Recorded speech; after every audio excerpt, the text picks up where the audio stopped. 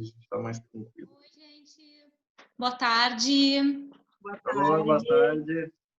A pedidos, então, vamos começar de perguntas que não têm a ver com pandemia, mas aproveitamos o momento de quarentena, né? Então, assim, tem várias perguntas de vários âmbitos aqui. Vamos ver, tem umas coisas aqui que eu nunca nem ouvi falar, tá? Para dizer a verdade. Tem algumas pessoas aqui que já estão super especializadas, porque tem coisas que eu nem sei o que quer dizer. Conhece. A primeira?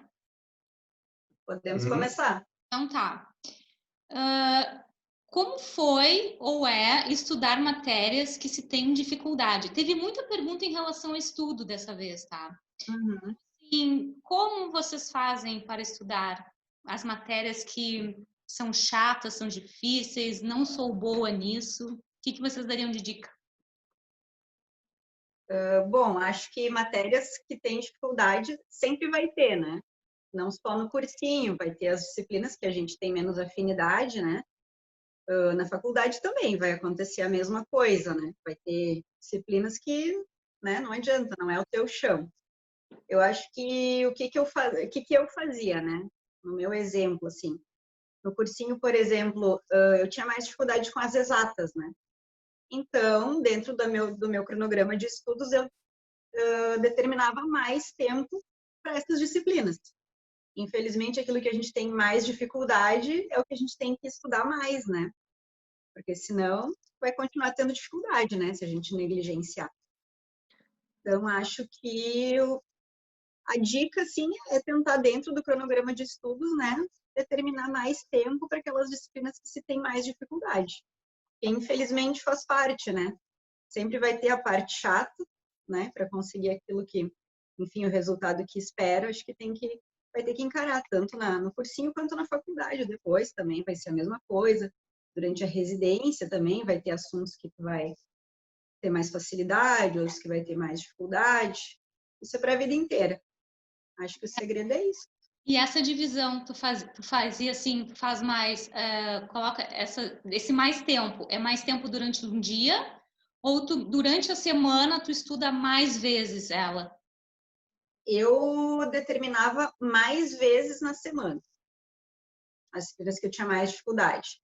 Eu dividia em turnos de 1 hora, mais ou menos, de estudo para cada coisa, né? E daí, sei lá, tinha 30 horas de estudo na semana, né? Tentava mais ou menos distribuir, né, entre as disciplinas, deixando mais horas e mais dias, né, naquelas que eu tinha mais dificuldade, né, que era matemática, química, física, para mim, né, no caso. Ah, perfeito. Tu, Gabriel, Uhum. compactua? A gente tem mais dificuldade sempre nas matérias que a gente não entende bem, por isso que é uma consequência. A gente tem dificuldade, aí não gosta, não estuda, para não estudar tem mais dificuldade e vai sempre piorando. E o único jeito de melhorar isso tem que encarar. Eu tinha mais dificuldade com as humanas, assim, geografia, história, e eu fui estudando, fui aprendendo um pouco mais, que no começo eu não sabia nada, assim. Então, para mim era muito ruim fazer as provas dessas matérias, porque eu não tinha domínio nenhum. Então, ao longo do tempo, eu ia estudando, entendi um pouco mais, aí como tu já entende uma parte de uma matéria, fica mais fácil de compreender a próxima, vai se interconectando e o começo é muito difícil, é como um exercício físico. Fazer, para quem não pratica nada, imaginar que pessoas correm por lazer é completamente fora da realidade. E é a mesma coisa com o estudo, tem que começar devagarzinho, dói, é ruim, não gosta, tem dificuldade, estuda e não lembra de nada, mas ao longo do tempo vai melhorando, tem que ter bastante persistência. Vai pegando jeito. Na faculdade acontece também isso, assim, ou geralmente, porque tem muito aquela ideia, assim, agora eu tô num curso, foi o curso que eu escolhia, então agora eu vou amar todas as matérias. Não, né? Com certeza vai ter mais coisa que a pessoa vai, talvez, né, desgostar do que gostar, assim, na verdade.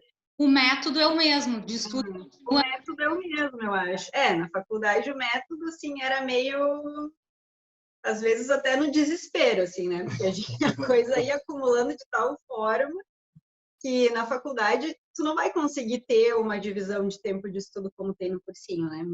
Muito difícil quem consegue ter essa disciplina, né? Na faculdade.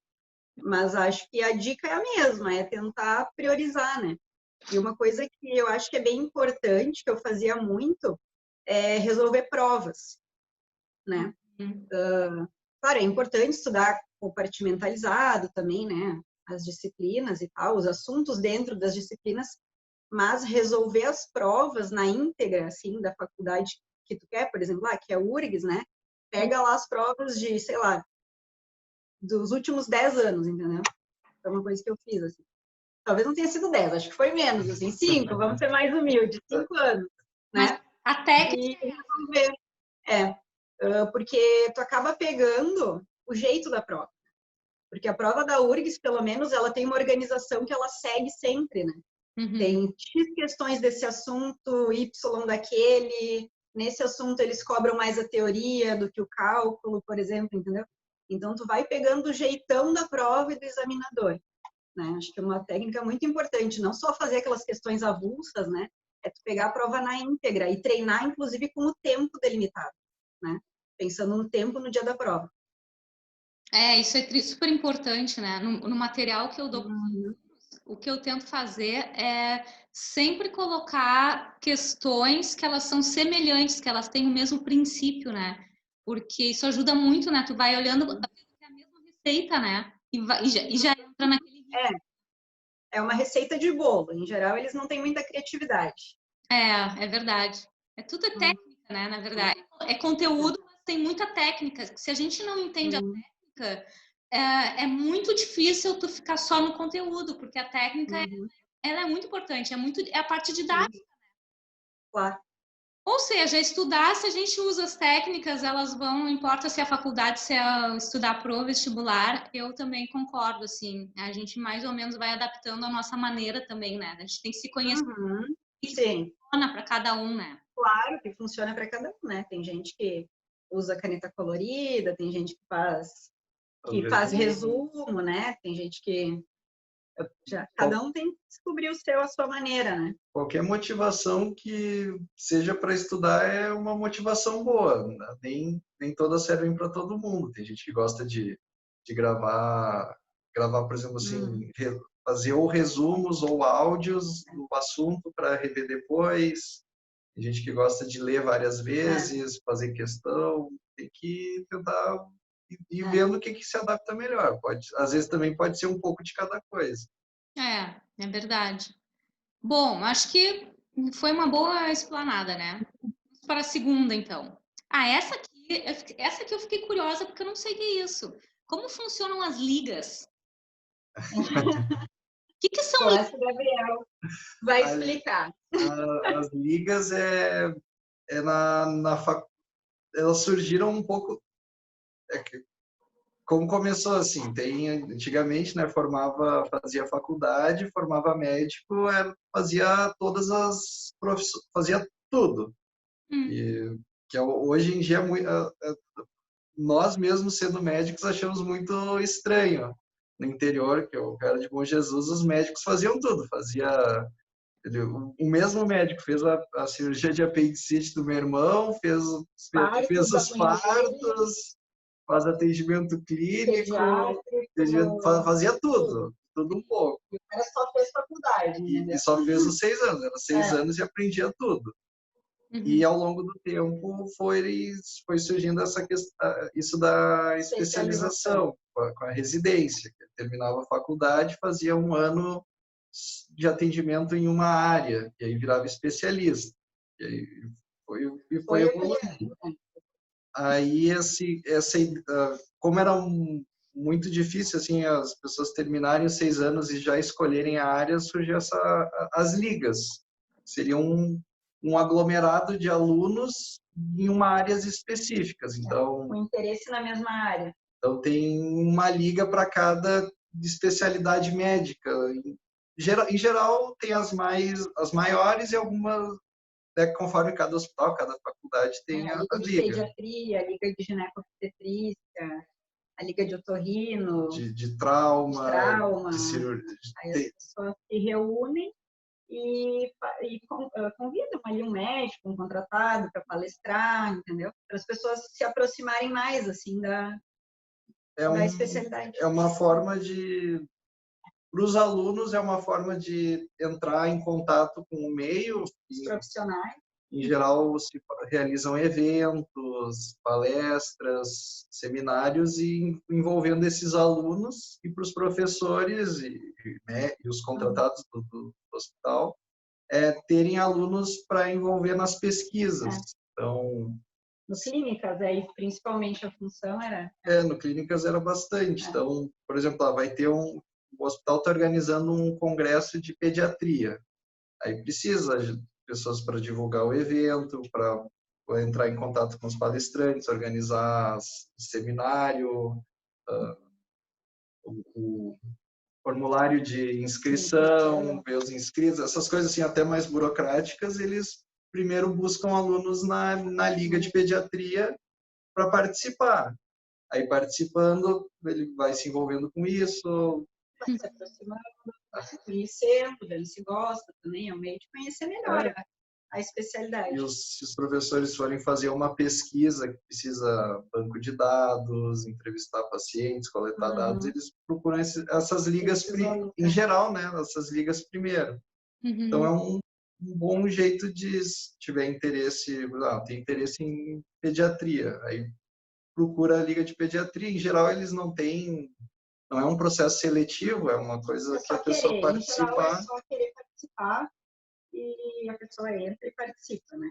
Pouquíssimas tinham seleção. Eu acho que a do trauma, como tinha muita gente interessada, daí tinha um processo seletivo. Tinha um processo seletivo, assim. Mas era entre os próprios alunos, entendeu? É mais também pelo compromisso, porque se fica assim muito só querer, daí você só vai um dia e não vai, deixa um compromisso, aí não vai. Até porque essas ligas, elas, acho que o pessoal, talvez quem fez a pergunta tenha pensado na questão de currículo, né? Essas ligas, elas fornecem certificados, né, de participação, então, que depois acabam valendo, né, como pontuação. Então, se entra, tem que ter uma certa assiduidade, eu acho que era 75% das atividades, para no final de um ano receber um certificado, que daí a própria URGS emitia, então... Tem que ter, eu acho que são 6 créditos, na faculdade tem 6 créditos complementares de evento. Então, participando de ligas, tu tem mais contato com esses eventos, participa de mais coisas, trabalhos, iniciação científica. Mas isso que... E também... Desculpa. Não. Isso que eu ia perguntar, se seria como uma bolsa de iniciação. Tem a ver com a bolsa de iniciação? Não. As ligas são organizadas pelos alunos, é um aglomerado, é como se fosse uma reunião de amigos, digamos assim. Mas tem uma formalidade, porque recebe um certificado também. Isso. Sim, tem uma lista de presença. O mais próximo seria aquelas grupos das escolas americanas, que eles têm assim, o grupo de debate, grupo de xadrez, grupo de teatro. Seria o mais próximo disso. Entendi. Olha só, eu sabia que tinha isso, mas eu não sabia que o nome era liga. Então, quando eu li, eu fiquei pensando, será que é isso? Mas eu nem tinha ideia, esses detalhes, assim. É uma coisa super importante, né? Eu acho que realmente todo mundo acaba saindo ganhando, né? Eu participei de várias durante a faculdade, né? Por exemplo. Até na psiquiatria eu participei. Eu participei da Dinefro, que foi que eu gostava de nefrologia, que eu queria cursar, participei bastante tempo. Acabei não cursando, mas não é obrigatório participar de uma liga. Não é obrigatório, né? Não tem nenhuma obrigatoriedade, atividade extracurricular, né? Mas tem que se comprometer, né? É importante se comprometer. É bem interessante. Tu se envolve nessa organização, tem um pouco de experiência como funciona, é bem válido. Principalmente se tiver interesse na carreira acadêmica, se envolver com trabalhos, sim, pesquisas, tem uma ideia geral de como faz um resumo, como publica, quem é que publica, o que é o comitê de ética, essas coisas assim é bem interessante. Bah, que legal mesmo. Isso é uma boa dica mesmo, né, para quem realmente entra e está interessado, né, em fazer. Então, junto com isso, a próxima pergunta é como foi, já que a gente já está nessa área assim, agora depois, ó, como foi a residência de pediatria? Como é que foi? A residência de pediatria, para mim, foi uma surpresa até. Como eu fiz toda a minha graduação visando nefrologia, as áreas que eu mais tinha estudo era a medicina interna, de área de adulto. Então, a residência, eu falo, se eu aprendi tudo, todo mundo consegue aprender tudo, porque eu entrei sabendo só o básico da pediatria. Uhum. E é bem, eu gostei muito, eu gostei bastante. Eu sabia um pouco que eu tinha de conhecimento foi da graduação e é bem cansativo também a residência. Imagino. Tanto tem que bastante trabalho porque tem que fazer o lado prático de atendimento e também o lado de estudo. Então, não só da pediatria, mas todas as residências, eles cobram bastante essa organização de conseguir atuar e também arranjar tempo para estudar. Para estudar. Saber organizar bem, assim, estudo, descanso, trabalho, lazer. Tem que ter bastante... Mas uma coisa, tá, tu não tava pensando nessa área, né, que nem tu falaste. Mas e daí como é que foi, assim, tipo, tu mudou, como é que foi? Tipo, te pegou de surpresa, mas teve alguma coisa que falou, não, vou para esse outro caminho agora. Não chegou a ser o meu último, mas o meu penúltimo estágio foi em pediatria na faculdade. Os últimos 2 anos são que eles chamam de doutorandos. O internato continua sendo estudante, mas tem muito foco em prática. Então, atende ambulatório com professor, com residente. Então, é bastante o dia a dia, assim, de como seria um médico residente. E eu gostei muito da pediatria. Foi um estágio que Foi muito bem recebido na pediatria. Modéstia à parte, a pediatria é uma área de pessoas muito legais, então as pessoas se sentem mais acolhidas. Olha só, que legal! Aí eu gostei bastante, a professora me convenceu a fazer pediatria, eu resolvi me inscrever para pediatria. Os residentes da pediatria trataram ele muito bem, entendeu? Aí tu acaba te aproximando. Acolheram, Gabriel! Exatamente. Na nossa época, quando a gente fez pediatria, era uma coisa razoavelmente marginalizada, assim, apetite.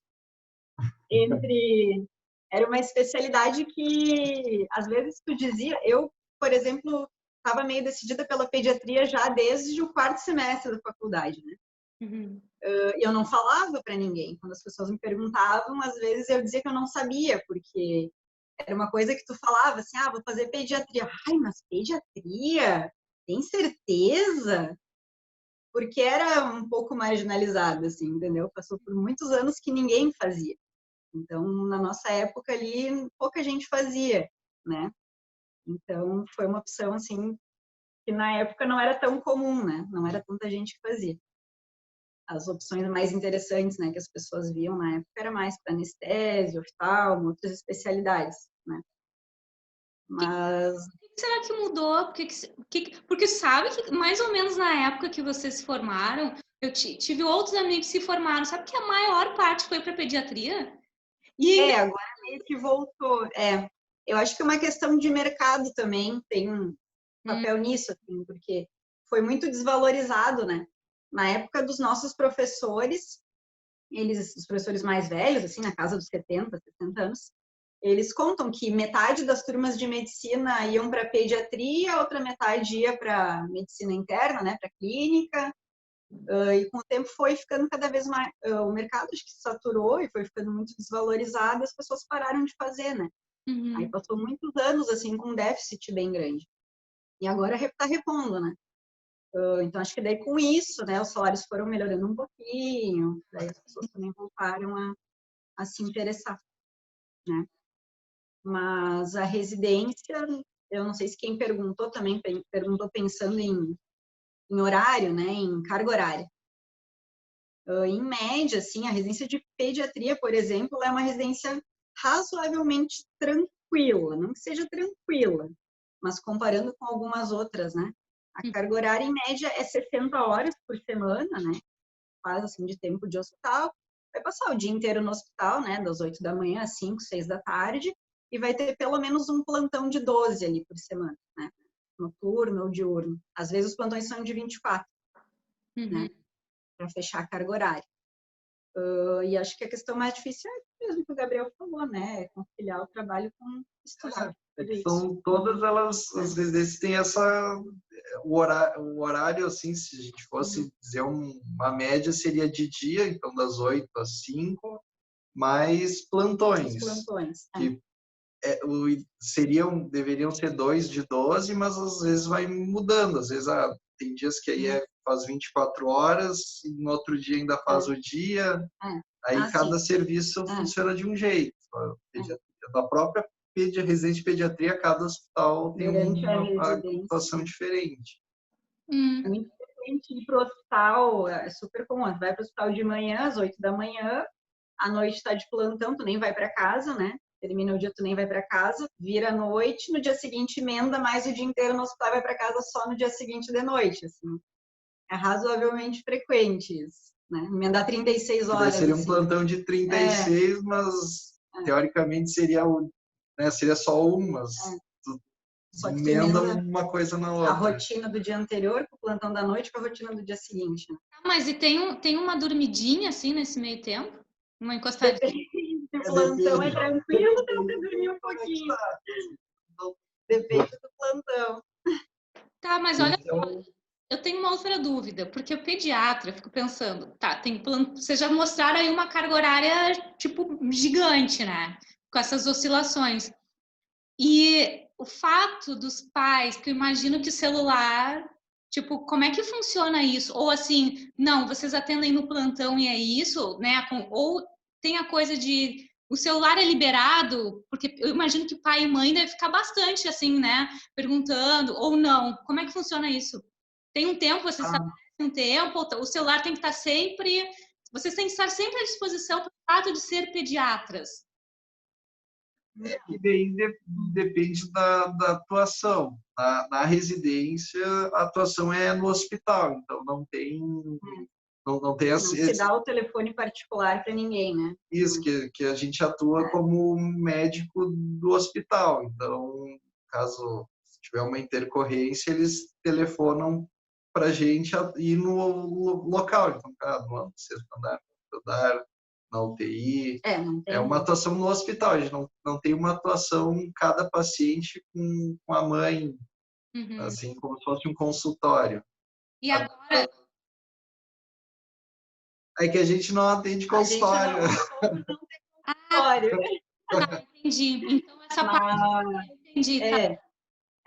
Quem tem consultório é bem complicado. Esse é um dos motivos pelos quais muita gente hoje não tem, né? Opta por não ter consultório. Especialmente em pediatria, né? Porque aí é outra rotina, é outra coisa. Não, aí não vai ligar nunca, né? Tá, então tá. Na residência até tem a gente atende um ambulatório e tem alguns pacientes que a gente acompanha para ter como, não um simulado, mas assim, uma experiência de como funciona um consultório, para quem tem interesse em seguir atuando na clínica de consultório, ver como é que funciona, como é que orienta as mães, a questão essa questão do telefone também é algo que se combina cada médico com os seus pacientes, como se fosse um serviço. Então, assim, pode me telefonar das 8 às 8, que eu sempre atendo, de tal horário a tal horário, aí tu busca essa emergência, se tiver na consulta, qualquer coisa pode me telefonar, aí isso vai de cada um com o seu paciente. Ah, Mas entendi. na residência a gente tem atendimento ambulatorial, né? Faz parte do programa de residência também, mas não é um consultório particular, né? Então, é um ambulatório do SUS, né? Então, a gente está lá, a gente tem os pacientes que acompanham, às vezes, durante toda a residência, acompanha eles, mas não é um consultório particular, né? Aí depois na vida de cada um, né? A Sim. pessoa vai organizar. Muitos colegas que têm consultório, em geral, hoje em dia, até pela questão financeira, a maioria das pessoas divide o consultório, né? Não é? Ah, Então, né? Aí acaba que um grupo de pessoas atendem, e daí, são 4, 5 colegas, né? As pessoas delimitam. Na segunda é tu que fica no BIP do WhatsApp do consultório, na terça é tu, na quarta é tu, na quinta, entendeu? E tem uma retaguarda, tal coisa leva na emergência, né? sim. Também tem um limite. Vejam só, né? Todos os modelos que vocês falaram, Uhum. residência, até os diferentes tipos de atuação dentro da pediatria, deu para ver, assim, para quem está vendo esse vídeo e está pensando nessa área, que é uma coisa intensa, né? Independente. E aí, de novo, a coisa de realmente tem que gostar e tem que estar predisposto, né? Porque não adianta aquela coisa assim, eu vou só fazer isso. Ou então eu vou escolher essa área, mas eu vou só ter o consultório. Não interessa, é sempre pesado, né? Tem, pelo menos pela fala de vocês, assim, né? Bom, mas então a gente era residência, mas acabou indo para outras, abrindo mais, então acho que já foi respondido outras coisas, né? Vamos ver, tá? Como funcionam as ligas já foi. Essa aqui, ó. Como ter um currículo bom durante a faculdade? Quais os melhores projetos para investir? Essa coisa das ligas, eu acho que já é uma coisa legal, né? Eu acho que também, né? Dentro dessa pergunta, né? Como fazer um bom currículo? Uhum. O currículo, ele... Se a gente fosse dividir assim, o que fazer na faculdade para dizer assim, aproveitou a faculdade? Tem essa questão burocrática do currículo, que é importante ter. Então, eu recomendo ver quais são os critérios de avaliação de residência para ter uma ideia do que precisa ter no currículo. Em geral, se valoriza monitorias, participação em eventos, participação em pesquisa científica, que é a iniciação científica, publicação, Publicações, daí pode ser artigos ou capítulo de capítulo de capítulo livro. de revista e tudo. Aí essas coisas, daí tu procura durante a faculdade fazer elas para ter no currículo, para ter um currículo. Mas o currículo em si, ele vale muito pouco. O quesito objetivo, assim, o certificado, essas coisas assim, que tu tem os certificados para entregar. Eles, em geral, eu acho que é 20%, 10%, Na não passa seleção disso. se a pessoa está pensando na prova de residência, né? Então, o currículo para concorrer à residência, eu acho que é 5%. Eu acho que é 10% com Era entrevista. até quando a gente fez prova de residência, 6 anos atrás, ainda tinha entrevista, hoje não tem mais. Não tem Era mais. assim, não, no nosso tempo era assim, 90% da nota era a prova objetiva, que no Rio Grande do Sul é a ANRIGS que faz, né? Que é uma prova, é como se fosse o Enem da residência médica, a ANRIGS, né? Tu faz aquela prova e te inscreve em vários programas de residência diferentes, pode optar. Então, 90% era o peso dessa prova, na nossa época já. 5 pontos era uma entrevista e mais 5 pontos era o currículo. Então, para tu ver que é um percentual bem pequeno, né? Uhum. Como era famoso, assim, em alguns hospitais de essa entrevista servir para fazer um desempate, de um candidato que é amigo, que, entendeu? Tem alguma proximidade com o serviço, e deu muita polêmica, assim, com o tempo eles tiraram. Hoje não existe mais a entrevista, né? Então, é a nota da prova, 95%, 5% currículo. Então, assim, é importante até para a pessoa conhecer coisas diferentes na faculdade, né? Mas não que seja 100% determinante, né? A gente... Só pelo certificado em si vale, né? Porque é uma nota, mas não vai ser muito decisivo. É importante participar dessas atividades para ter o conhecimento delas e também muitas delas envolvem, se tiver interesse em mestrado, doutorado, outras coisas, e o contato com as outras pessoas. Networking, na verdade. Pelo currículo em si, eu sempre já tinha uma amiga nossa que se formou agora recém, ela era muito preocupada com essa coisa de currículo, né?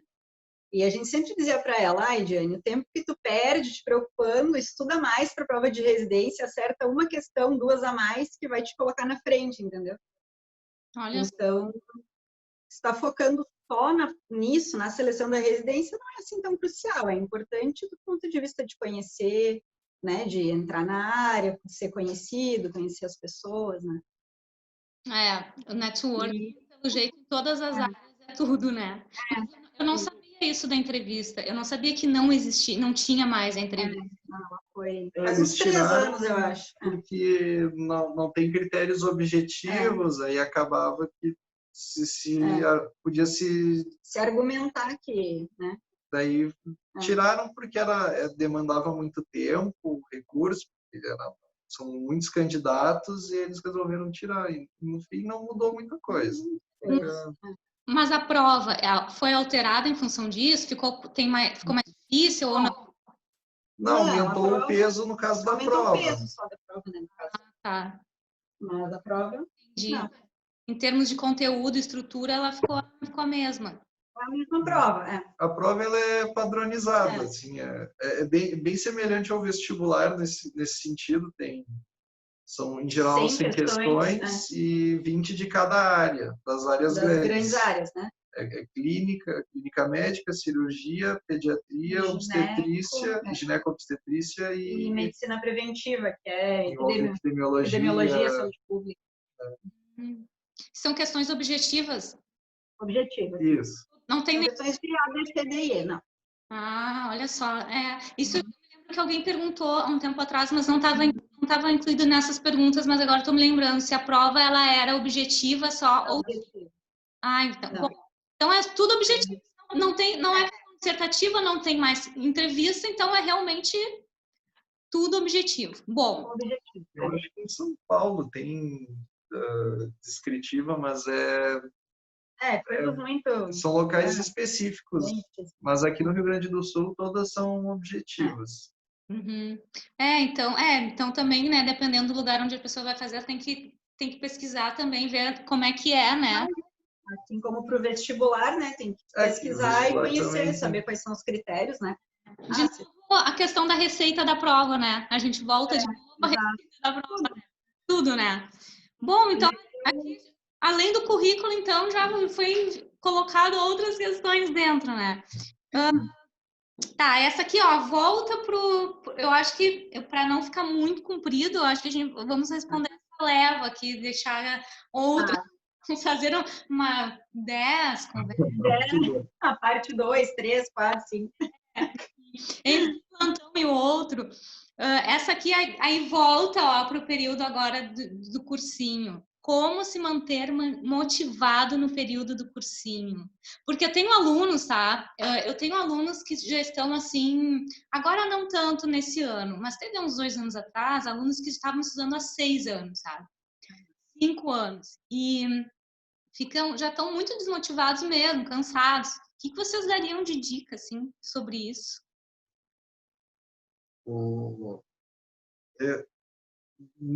Eu até a gente discutiu. Tinha conversado sobre isso. O ideal é não esperar ficar motivado. É ir fazendo. Tem que aquela coisa de pensar, refletir bem qual que é o objetivo e tentar compartimentalizar em etapas.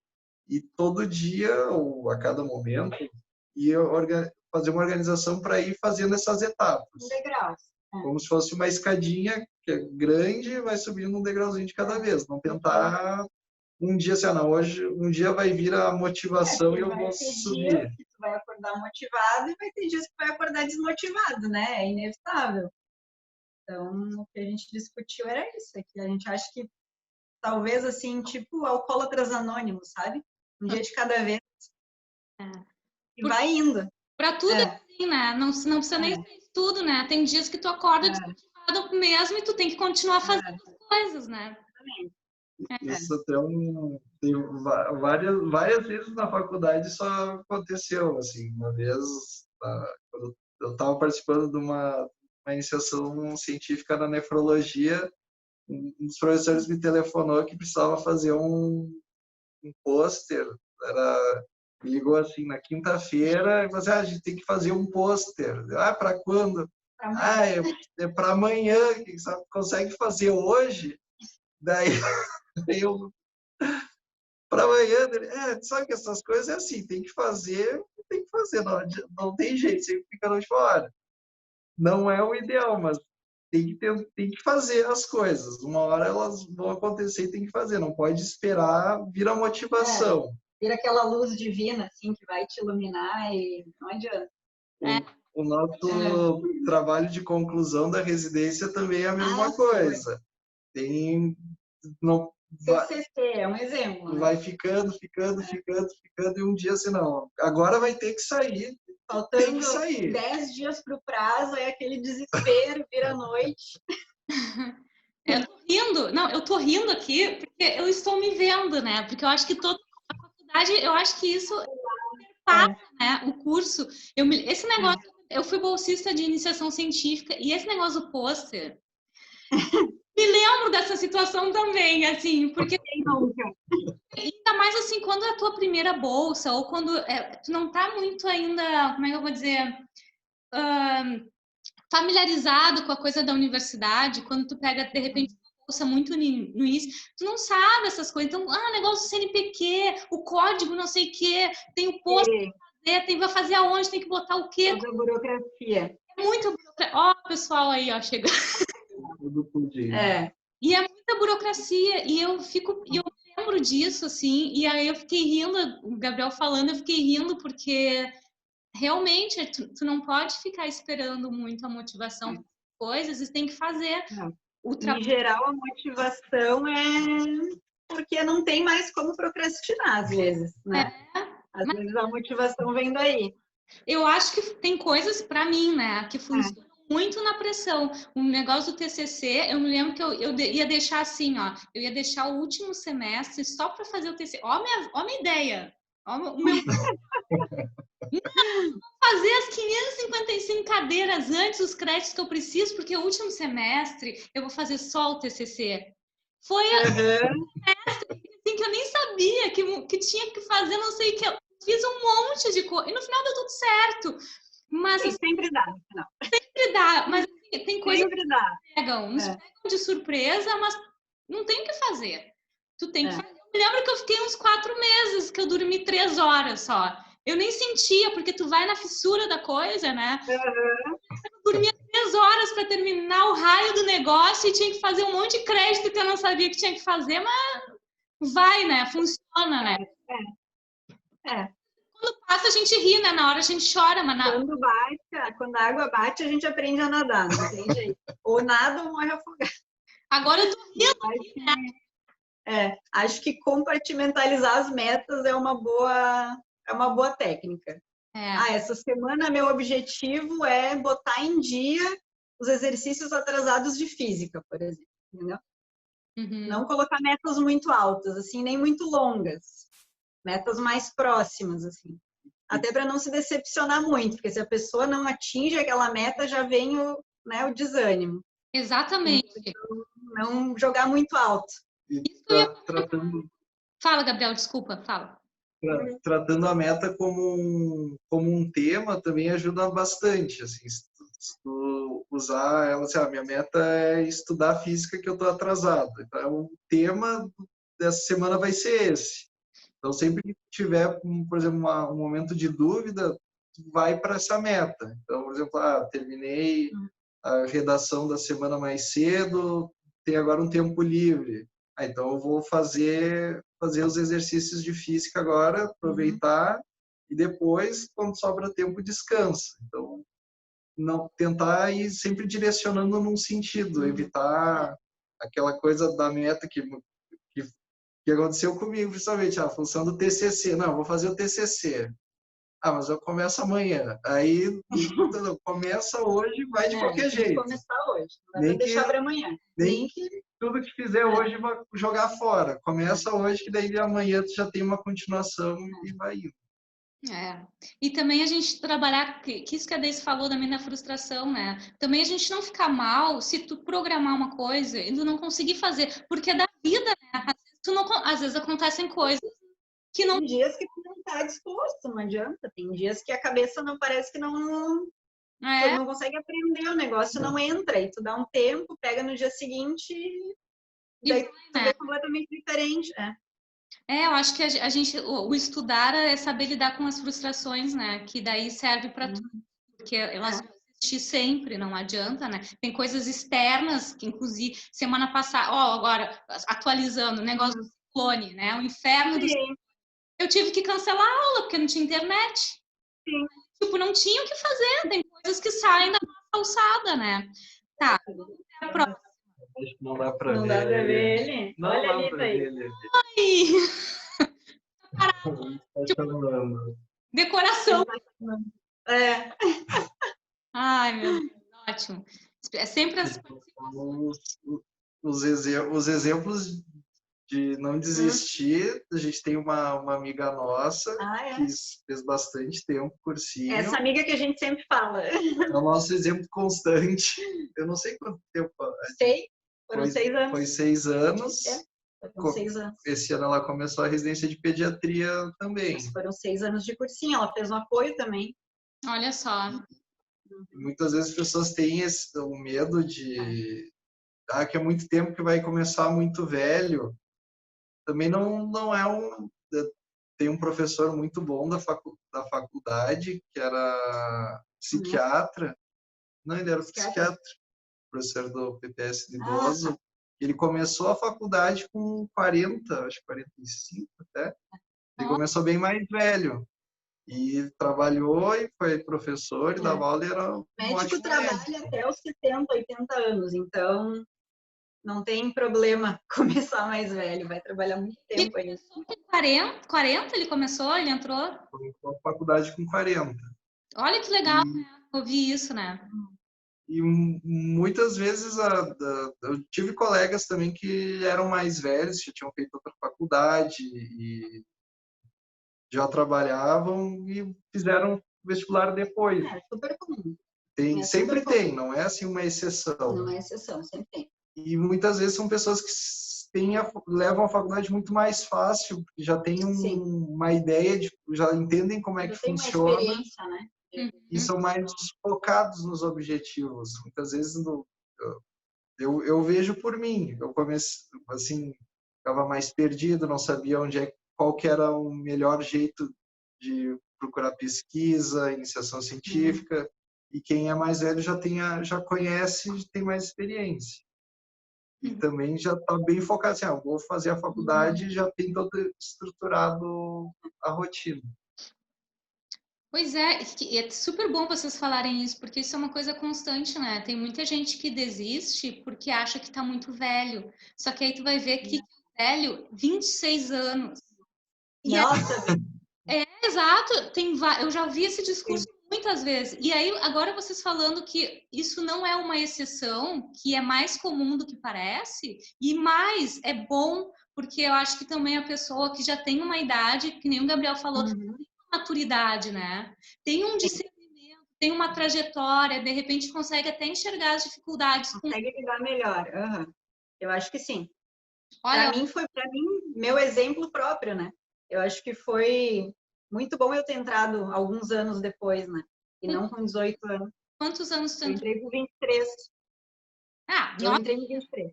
Mas vista a tua trajetória... Comparando. A cabeça que eu tinha com 18 e a que eu tinha com 23, né? É completamente diferente. Parece pouco, né? Mas faz diferença. 5 anos nessa fase da vida fazem diferença. Ainda mais que tu trocou de curso. Então, isso também te trouxe mais maturidade. Sim. Então, legal. Não, eu acho que isso aí, olha, eu acho que isso, de todas as questões, eu acho que essa é a mais importante do vídeo, porque eu acho, eu vejo que é a angústia maior, sabe? tá passando, eu tô ficando velha, isso ainda dá. Eu acho que essa foi a pergunta mais importante, a parte, o auge do vídeo, acho que é isso aí, que é o que mais... Ninguém sabe lidar com o tempo, né? O tempo é relativo, e as pessoas ficam muito preocupadas com isso, ainda mais... Não, 5 anos agora não faz muita diferença, entendeu? Quando a pessoa tem 20, entre ter 20, 25 ou 30, né? Não é o que vai determinar, sabe? Acho que isso foi ó. Eu tô vendo aqui a próxima. Vamos ver. Aqui. Como escolheram a residência e a subespecialidade? Acho que o Gabriel já falou, né? Respondeu. Que mudou ali, né? Eu acabei a residência, assim, eu entrei na faculdade com uma ideia de fazer endócrino, né? Acho que eu já tinha falado. E eu entrei, assim, toda empolgada e fui logo buscando me inscrever nas atividades extracurriculares da endocrinologia, assim, pesquisa, liga, até não tinha liga na época, não sabe? Pesquisa, enfim. E acabei não conseguindo entrar, assim, eu não sei qual era o critério de seleção, mas era tudo muito dúbio, assim, eu não entrei, eu me senti rejeitada. E daí, na mesma época, começou a surgir várias seleções para monitorias de pediatria, de disciplinas básicas, assim, da pediatria na época, que era promoção e proteção da saúde da criança, que é uma disciplina que a gente tem no comecinho da faculdade, né? E daí eu fiz a seleção, fui lá, fiz uma provinha, entrei, ganhei uma bolsa, inclusive, os caras até me deram uma bolsa. Já foi motivação. Aí eu fui me aproximando através dessa disciplina aí, sendo monitor, né? E daí eu fui fazendo, daí ali dentro foi surgindo várias outras atividades dentro da pediatria, liga de genética, depois a monitoria de pediatria mesmo, PET, Rede Cegonha, eu fiz milhares de coisas na área de pediatria, assim, meu currículo ele era todo voltado, né? E justamente, assim, eu já fiz um currículo todo voltado, né? Como eu já sabia mais ou menos o que eu queria. E que nem a gente estava falando até do currículo, não teria feito tanta diferença, entendeu? Se eu tivesse feito na seleção ali da residência, sabe? Mas foi mais ou menos assim, foi me aproximando por afinidade, gostando das pessoas que estavam ali naquela área. Foi assim, na pediatria, né? E a subespecialidade? E a neonatologia foi mais, acho que por uma questão assim de, claro, a gente gosta, né? É um assunto que me interessa mais, eu gostava mais de estudar, prefiro lidar com os bebês do que com crianças maiores, né? E também uma questão de perfil, assim, né? Dentro da pediatria, assim, de perfil de serviço mesmo. O que a gente queria fazer, né? A neonatologia é uma especialidade mais de hospital, né? Dentro da neonatologia, claro, pode trabalhar em UTI, pode trabalhar em maternidade, né? Dá para fazer rotina, dá para fazer plantão, mas ela é uma especialidade de hospital, né? De sala de parto, de UTI. E as demais áreas da pediatria, tirando o intensivismo pediátrico, que daí é UTI pediátrica, são especialidades mais de consultório, né? Gastropediatria, pneumopediatria, que não era exatamente o que eu queria, né? Quando entrei na pediatria, eu comecei a perceber que eu não queria o consultório, né? Também um pouco por causa dessa questão mesmo do trabalho 24 horas por dia, né? E a pessoa pode parecer muito bonito, assim, muito lindo, ser disponível e tal, mas na prática é ruim ter tua vida 100% invadida, né? Acho que precisa ter um tempo para si. Então foi por uma questão de perfil também, de como que o trabalho da especialidade funciona e do mercado.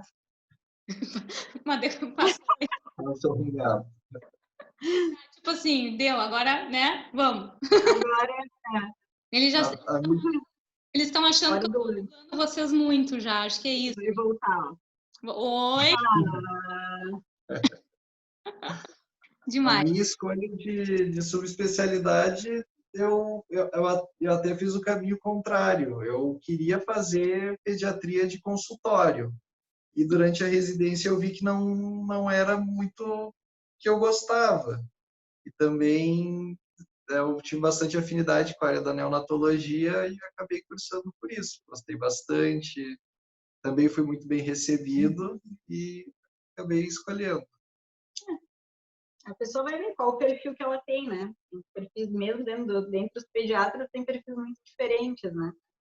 Então, a pessoa vai ver mesmo o que ela prefere, se é uma rotina mais objetiva dentro de uma UTI, né? Que tu mais age do que fala, né? Diferente de um consultório, que tu tem que, né? Toda aquela questão da conversa, da prevenção. São perfis muito diferentes, assim. Tem gente, por exemplo, que tem pediatra que não gosta de botar o pé dentro de uma UTI, né? A gente tem colegas que, de jeito nenhum, a pior tortura para eles era estar dentro de uma UTI, né? Uhum. A gente gostava, né? Por incrível que pareça. Tem como se gostar. Que bom, né? Que as pessoas gostam de coisas diferentes, né? Imagina todo mundo... Porque é um perfil, né? Diferente, né? A UTI é uma coisa muito objetiva, né? A área mais objetiva dentro da pediatria né? São coisas bem protocolares, assim, bem definidas, são decisões rápidas, né? Faz com uma certa objetividade, assim, que... Sabe que eu fiquei pensando em algo, eu acho que vamos deixar essa como última, para não ficar muito longo, tá? E a gente deixa as outras para depois, para um outro vídeo, claro, se vocês quiserem, né? Eu já tô como vamos 5.000 likes. Vamos chegar a 5.000 likes. Não, mas tu sabe, olha o que eu fiquei pensando nessa tua fala. Porque tem muito tabu também, né? Muitas as pessoas, elas, como em todas as áreas, e não estou falando só de profissão, né? Uma filosofada, assim, final. Não pode faltar. Tem que ter. Tem que ter. Mas como assim a gente, às vezes, tu dá uma opinião sobre o que tu gosta de fazer ou como tu gosta de fazer e tem muita crítica, né? Então, assim, justamente essa... tem gente que gosta disso, tem gente, por incrível que nem tu falou, por incrível que pareça, gosta disso. E que bom, né? Agora, eu imagino que se tenha muito preconceito, assim, também. Sei lá, me passou milhares de coisas aqui na cabeça, não vou deixar para o nosso vídeo também, porque senão a gente não vai parar. Mas tem esse, cara, a importância de não se ter um tabu, né? Não se ter um preconceito, porque justamente porque as pessoas têm opiniões diferentes, elas podem estar em todas as áreas. Então, muitas vezes o que alguém é classificado, nossa, mas tu vai para essa área, mas essa pessoa tem esse perfil. Não, mas é importante, né? Porque senão não tem ninguém ali naquela questão. Eu vou só fechar com a última, que eu acho que tem a ver com isso, tá? Como lidar com a morte? Por que eu quero falar que seria a próxima questão? Porque aí eu quero ligar a isso que tu falaste, assim, de gente que não gosta, por incrível que pareça, eu gosto disso, que é algo, tá? Que eu vou te expor agora, para fazer, vou te expor, que eu lembro direitinho quando a primeira vez que tu foi no ML. Sim. Eu me lembro que tu falou, eu nunca tinha visto, e a primeira... Esse lidar com a morte, né? O lidar com a morte como um médico dentro de uma UTI, ali, enfim, no trabalho corrido. Agora, esse outro lado do lidar com a morte, né? De tu, numa situação de ML, por exemplo. E eu lembro muito bem, assim, quando as coisas que tu me disseste, eu não lembro se... Mas eu me lembro da tua fala, sabe? E aquilo me marcou muito. E as coisas que tu me falou com aquele lidar com a morte, mas aquela morte que não foi uma morte morrida, foi uma morte matada. Então, assim, como é importante ter perfis de médicos em todas as áreas, de diferentes perfis, porque para lidar com questões muito pesadas, né? Como nesse caso, por exemplo. Não sei se vocês querem falar um pouco disso, assim, para fechar. Sim, podemos falar. Bom, a gente tinha visto a tua pergunta já, e a gente discutiu entre nós também antes. E a conclusão é a seguinte, ninguém ensina a gente a lidar com a morte. Nem na faculdade, nem na residência, nem na vida profissional. Isso é uma coisa muito que vai da reação da própria pessoa, de como a pessoa lida com o assunto, né? Que é um tabu, né? Na época, dessa vez do IML, eu me lembro também. Eu era muito verde, né? Eu estava muito crua. E eu fiquei muito chocada, porque o corpo que a gente foi, né, ali, enfim, ficou para o meu grupo ali, para a gente acompanhar a autópsia, era um rapaz muito jovem. Era um rapaz que devia ter uns 15, 16 anos. E eu fiquei muito chocada, porque era uma morte a tiros, né? E tinha recém-chegado aquele corpo, né? Tinha recém-chegado. E eu fiquei muito chocada. Aquilo mexeu muito comigo. E eu ficava... Tanto que eu sempre que eu fui, eu te contei que eu fui para casa que eu não conseguia dormir.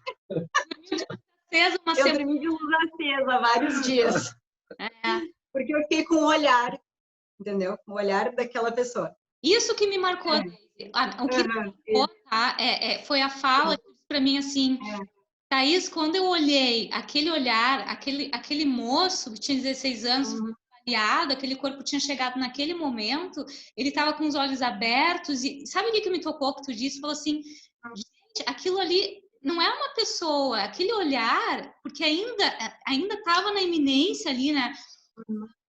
Tu ficou pensando, quantos sonhos essa pessoa tinha? Ela saiu de casa nessa noite. Como é que ela pensou que ela não iria voltar? E eu me lembro dessa tua fala, sabe? E isso me marcou muito quando tu falou assim, eu não consigo esquecer aqueles olhos, aquele olhar. E daí tu me falaste tudo isso, assim. E eu fiquei muito tempo pensando sobre, tanto que eu lembro. Claro, que a morte violenta, especialmente, é muito mais difícil, né? Da gente lidar. Mesmo, né? Sendo familiar, né? A gente pensa, é bem diferente um idoso que estava sofrendo, né? Que tinha uma doença que todo mundo sabe que é terminal e que uma hora vem a morte e que é um descanso, né? De uma pessoa que é uma morte inesperada, né? Então, são coisas que é difícil de lidar, né? Não só para gente, para qualquer pessoa. Acho que a nossa especialidade, mais do que nenhuma outra, né? A neonatologia lida com a vida e a morte, com a morte num momento em que deveria ser vida, né? Que é o nascimento. Então, acho que é uma das áreas mais difíceis, né? Porque ninguém nunca está preparado para a morte de uma criança, né? Ou de um bebê. Porque o nascimento, ele é um momento de alegria, né? É para ser um momento de alegria. A gente lida com coisas que quebram muito a expectativa, né? Essa expectativa toda que aquela mãe, aquele pai fizeram daquele filho, que gestaram 9 meses, que tem um partinho esperando, né? E daí dá alguma coisa errada e tudo muda, né? Então, é uma coisa muito difícil. Eu acho que, assim, ninguém vai ensinar, tá? Ninguém vai te ensinar. É uma coisa que tu vai ter que desenvolver, descobrir os teus próprios... te analisar. Às vezes, análise ajuda, entendeu? Não é um assunto que se tem ensino, né? Realmente é um tabu. O médico não gosta de falar sobre morte. Alguns falam, tanto que se a pessoa tem essa curiosidade, quer aprender, estudar e ver como é que se lida melhor com isso, tem a especialidade da medicina paliativa. Hoje é uma especialidade que está crescendo bastante. Que trabalha muito com essa... Medicina paliativa. Que trabalha muito com isso, assim, a questão da morte, como... Que é muito extenso para a gente... É muito extenso. E eu achei muito bom, assim, que eu li já sobre, assim, principalmente no nosso dia a dia, que envolve muito essa questão, né? UTI, morte, pacientes graves, como lidar com isso, como ajudar a família. É uma área bem interessante. O máximo que a gente chega a ter na faculdade sobre o assunto são algumas aulas de comunicação de más notícias. É o nome da aula. É uma disciplina, uma cadeira, isso? Não chega a ser uma disciplina, mas é um tema abordado, assim, chega a se ter aulas, assim. Né? Dentro da própria medicina legal, eu acho que era, né, essa aula. É como dar más notícias, né? É uma coisa que o médico tem que treinar, né? Uma hora que vai ter que dar uma notícia. E a gente vê, assim, que, principalmente no ambiente de UTI, é tão difícil lidar com isso e tem tanta gente que nunca aprende, tem profissionais 50 anos trabalhando, entendeu? E que não conseguem lidar com a perda de um paciente. Às vezes a gente tem, né, aquela coisa da eutanásia, né? Que seria, as pessoas pensam, a eutanásia é matar alguém. Não, a eutanásia é a boa morte, né? seria uma morte com conforto, né? E a distanásia, que é o que a gente vê muito nas UTIs por aí. Às vezes porque a família não aceita, ou porque a própria equipe médica de enfermagem não aceita, entendeu? Mas O paciente já chegou num... a distanásia? Hum? O que é a distanásia? A distanásia seria a vida a qualquer custo, seria... digamos assim. Uhum. Agora tem prolongar a morte, na verdade. Seria muitas vezes o evento da distanásia, quem percebe isso é a família. Muitas vezes são realizadas intervenções, procedimentos, cirurgias, e o paciente sente dor, sofre, ele demonstra dor, pode estar sedado, mas demonstra dor, e muitas vezes se percebe a distanásia quando o familiar diz assim, doutor, eu acho que ele precisa descansar agora. Seria o uso de procedimentos e medicamentos que não tem benefício, adiar a morte, mas que não vão trazer benefício. Sim. Assim, sabe que não vai trazer a cura, mas que vai prolongando. Às vezes está sofrendo, né? Está com dor, não vai agregar em nada, mas vai lá e faz mais um procedimento, prolongar 1, 2 dias, uma semana. Faz entendeu? mais uma cirurgia, mais faz uma mais cirurgia, um exame. mais um medicamento. Então, tem muitos colegas mesmo experientes que perdem totalmente a mão, assim, às vezes nisso, e vai, não pode morrer a qualquer custo, entendeu? E muitas vezes sabe que é uma coisa inevitável pela progressão da doença, do quadro clínico, que vai acontecer, e a pessoa e o médico que não está aceitando, que está nesse processo de distanásia, usa medicações que sabe que não vai funcionar, mas uma justificativa assim, que é para fazer o máximo possível, mas esse máximo possível pode causar mais dor numa pessoa que já está sofrendo muito, e não vai ter, ninguém vai ter um benefício desse a mais que vai ser feito, vai ter um sofrimento a mais. Daí por isso que é a ideia da distanásia, evitar aumentar a dor, aumentar o sofrimento. Seria prolongar o processo de morte, né? É um termo que a gente não ouve muito, né? Quem está fora do meio, assim, não ouve muito esse termo, né? E muitas vezes vem da família, né, que está em negação, ou muitas vezes a gente vê da equipe, é uma coisa muito comum. Por isso que é para os teus alunos não se preocuparem tanto com isso, assim, eu não sei lidar com a morte. Tem gente com 50 anos de experiência que não sabe lidar, entendeu? Eu acho que antropologicamente a morte é o maior tabu mesmo, né? Tem vários tabus. A morte é o tabu que tu não o mais, eu acho que é o mais difícil de lidar. Vejam só, né, na área médica, que seria o lugar, né, na sociedade onde estaria mais acostumado, entre aspas, com a morte, é um tabu desse tamanho. Imagina, enorme. Fora, né? Um tabu muito grande que dentro da própria área se tem um preconceito com essa questão da medicina paliativa, assim, que assim, não querem, esses aí são os que desistiram de tratar, não querem fazer nada. Em geral, os médicos que não lidam bem com a morte dos pacientes, eles usam esse mecanismo de defesa. Aquela ideia que a gente comentou da outra vez, né, de que o médico salva vidas, o médico está ali para, né? Nem sempre a gente vai salvar, às vezes. Dar conforto e dignidade para aquela pessoa naquele momento é mais importante, né? Ficar infligindo mais sofrimento, né? Nos casos dos bebês, eles não falam, né? Além de tudo. É mais complexo ainda, eu acho, né? É mais difícil ainda, né? Muito mais complicado.